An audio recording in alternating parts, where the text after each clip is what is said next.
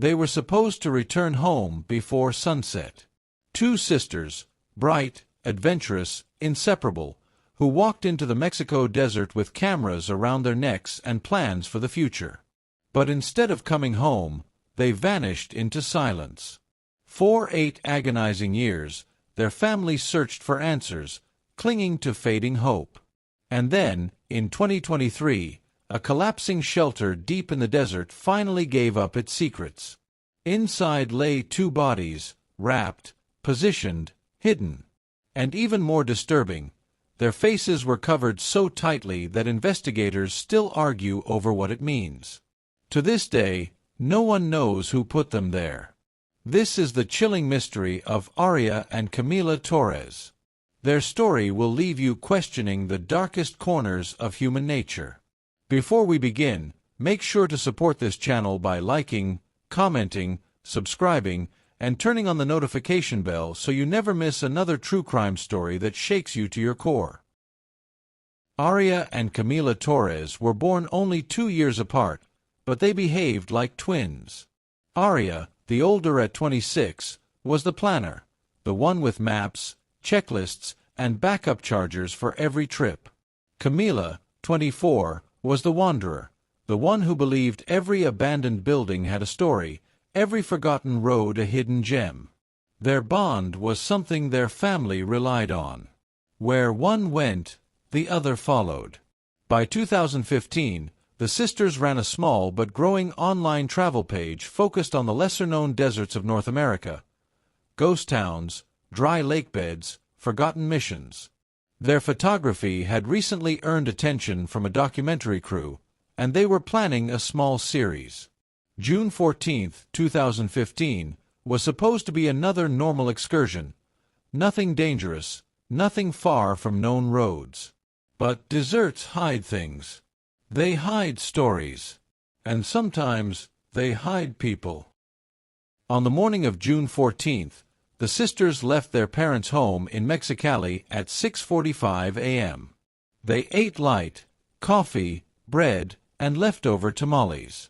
Their mother, Estrella, remembered Camila running back into the house before leaving. "Just grabbing my tripod," she said. Their father, Roberto, stood by the front door watching them load their gear into a white rental jeep. He didn't know that would be the last time he saw them alive. At 7:10 a.m., Aria sent a message to her friend. "Heading toward the abandoned solar research site. We'll send pics later." The location wasn't remote, at least not in a way that scared experienced desert explorers. By 8:30 a.m., they were seen on CCTV at a gas station leaning over a paper map, their faces animated, laughing. Aria purchased 2 bottles of water, sunscreen, and a pack of batteries. Camila grabbed a small journal, which she used for sketching landscapes. Neither looked distressed. A man in the station remembered them vividly. They were polite, a little excited. Nothing strange. They said they were heading north toward the dunes. It was the last confirmed sighting. From the gas station, the sisters drove into the desert. And then, nothing. No calls. No messages. Their phones stopped pinging off towers by 10:15 a.m. Just silence. When sunset came and went with no sign of the girls, their mother immediately knew something was wrong. Aria never missed check-in. By midnight, the Torres family filed a missing persons report. Local officers began searching, but the desert is a monster, wide, shifting, and unforgiving. Each mile of sand looks identical to the last. The next morning, a full search operation was launched. Helicopters flew grid patterns. Drones scanned ravines. Volunteers drove long-forgotten access roads. 3 days later, their jeep was discovered 5 miles off any mapped road. The engine was cool, and there was no sign of a crash. The driver's door was half open, as if someone stepped out in a hurry. Inside the jeep, 2 backpacks, 1 half-full bottle of water, Camila's sketch journal. A broken pair of sunglasses. Aria's camera, powered off. The memory card missing. But the strangest detail? Footprints around the Jeep did not match the sisters' shoe sizes. The search team lead later said, "It looked like someone else had been there. But the desert erased almost everything before we found it." Even more unsettling, Aria's phone was found 30 meters away, placed, almost intentionally, under a rock. The phone was dead, but the position felt deliberate. Investigators believed someone wanted it hidden. Camila's phone was never recovered. With no direction, no signal, and no clues, the search stretched into weeks. But the desert gave nothing back. As days turned into months, the story of the missing sisters circulated across Mexico and southern U.S. border communities. Several theories emerged. 1. They got lost and died of exposure. But this made little sense. The Jeep had half a tank of gas. They were experienced hikers. And their backpacks, full of supplies, were left behind. 2. Criminal activity. Some believed they were abducted by traffickers or cartel members. But there was no ransom demand, no communication, and none of their belongings were stolen. 3. A stranger they encountered.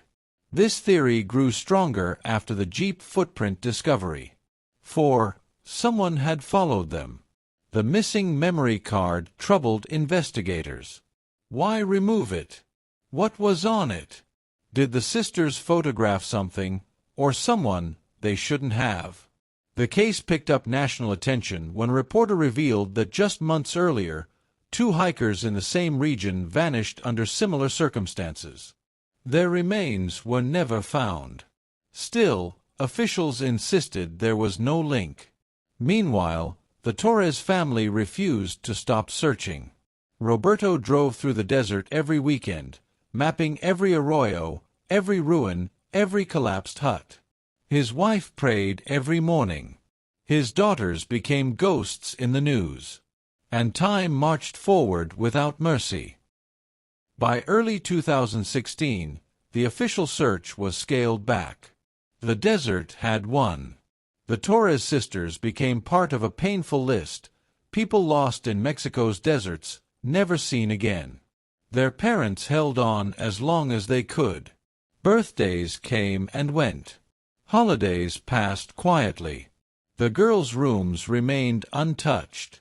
2 years, then 4, then 7. Not a single new lead emerged. But in mid-2023, long after public interest faded, a pair of hikers unknowingly walked into the heart of the mystery. A discovery that would shatter everything. August 12, 2023, was scorching even by Baja Desert standards. 2 hikers, Jose and Elena, were exploring a remote stretch west of San Felipe, documenting old mining routes. They spotted a small, half-buried shelter, its rusted tin roof collapsing under sand and sun. "It looked like no one had touched it in decades," Elena said later. But something drew Jose closer, a strange metallic scent carried by the hot wind. Inside the shelter, beneath layers of dust and debris, lay 2 human-shaped forms wrapped tightly in old thermal blankets. The hikers froze. Heartbeats pounding, they called authorities immediately. When police arrived, they sealed the area. Forensic teams arrived the next day. Excavation revealed the bodies of 2 women, positioned side by side, faces tightly bound with cloth. Despite decomposition, it was clear they had been deliberately placed. DNA testing took weeks, but when the results came back, hope and heartbreak collided.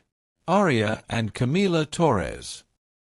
The shelter had been abandoned for years, but evidence suggested someone had been there after the sisters died. A rusted lantern with traces of soot, someone had used it to light the interior at night. A folded men's shirt, size large, unknown origin. DNA did not match the sisters or any family member. Footprints under loosened boards, possibly belonging to a man, though degradation made identification impossible. A small scrap of burnt notebook paper with a partial sentence.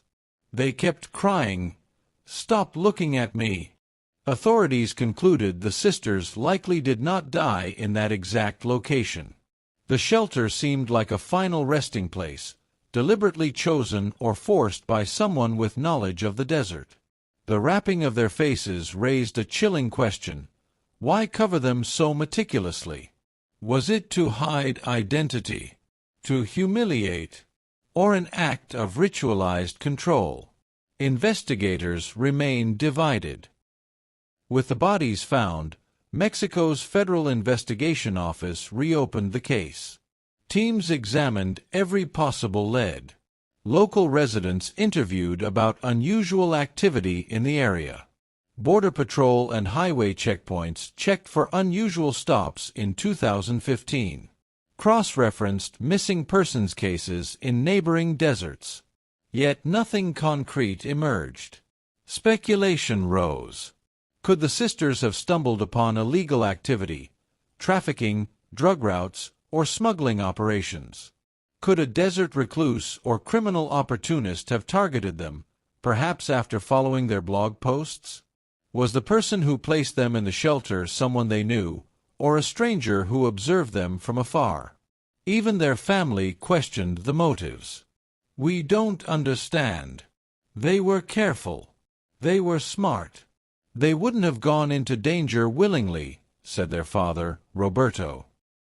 The return of their daughters remains shook both local communities and international followers of the Torres sisters' travel blog. Their mother, Estrella, kept their faces covered during burial, saying, "I want to remember them as they were, smiling, not like this." Roberto vowed to continue searching for answers. He said, "We have them back, but we don't have the truth. Whoever did this is still out there." Social media erupted. Dozens shared condolences, photos, and memories. Many expressed outrage over Mexico's long list of unresolved desert disappearances. Meanwhile, investigators continued examining the shelter. Could the handwriting on the burnt paper indicate remorse? Could the placement of bodies indicate a single perpetrator, meticulous and careful? Some theorists speculated the sisters were abducted hours after leaving the gas station, held elsewhere, and then transported to the shelter at a later date. 8 years after Aria and Camila vanished, the desert gave up its secret, but not the truth. Investigators agreed on several points. 1. The deaths were intentional.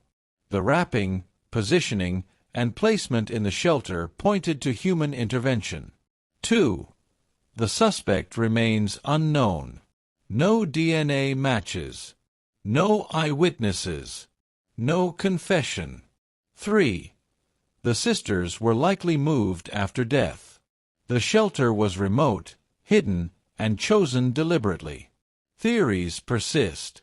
Cartel involvement, common in northern Mexico. A lone desert recluse, someone familiar with remote terrain.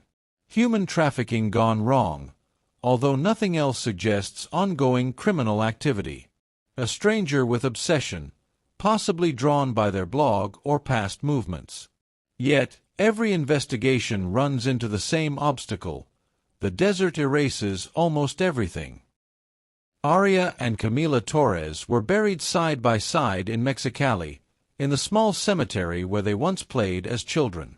Family, friends, and a handful of devoted followers attended. Their story is both a warning and a memorial. The desert can swallow people whole, and sometimes the most careful, intelligent individuals are not safe from the actions of unknown others. Even now, the case remains open. Investigators continue to follow tips, re-examine old evidence, and review missing persons cases in the surrounding regions. But some questions may never be answered. Who abducted them? Why were they killed? Why were their faces wrapped? And why did it take 8 years for the desert to reveal the truth? The Torres sisters' story is a chilling reminder that some mysteries live long after the victims are gone, and that even when answers emerge, the human mind struggles to grasp the full horror of what happened. Their photos still circulate online. Their travel blog, frozen in 2015, is a haunting snapshot of lives paused forever. And somewhere, maybe in the same desert, they wait for answers that may never come. The story of Aria and Camila Torres is a haunting reminder of how fragile life can be, and how some mysteries may never be fully solved. 8 years of unanswered questions ended with the desert revealing a chilling truth, but the person responsible remains unknown. If their story sent chills down your spine, make sure to like this video, share your thoughts in the comments, subscribe to the channel, and turn on the notification bell. There are more true crime mysteries waiting to be uncovered, and you don't want to miss a single one.